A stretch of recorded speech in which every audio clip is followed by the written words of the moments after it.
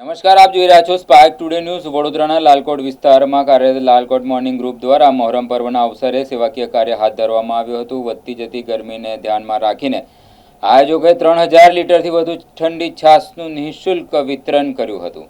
કાર્યક્રમ દરમિયાન વકીલો, વેપારીઓ, દુકાનદારો, તાજિયા જોવા આવેલા લોકો, રાહદારીઓ તેમજ સ્થાનિક નાગરિકોએ મોટી સંખ્યામાં છાશનો લાભ લીધો હતો।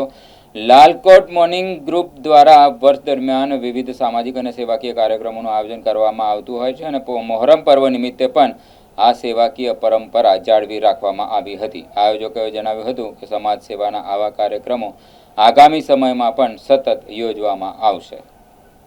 મોહરમ પર્વના અવસરે કોમી એકતા અને માનવ સેવાનો સંદેશ આપતા આ નિઃશુલ્ક છાશ વિતરણ કાર્યક્રમને સ્થાનિક લોકો દ્વારા આવકારવામાં આવ્યું। અમારું લાલકોટ ગ્રુપ મોર્નિંગ વોક જેદાની લાલકોટ સ્થળાંતર થયું છે ત્યારથી આ ગ્રુપ સેવા આપતું આવ્યું છે।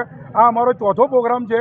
આજ રોજ ગરમીનું જોઈને અમે આ રીતે પ્રોગ્રામો કરતા હોઈશું અને કાયમ માટે કરતા આવ્યા છે અને ફરી કરતા રહીશું।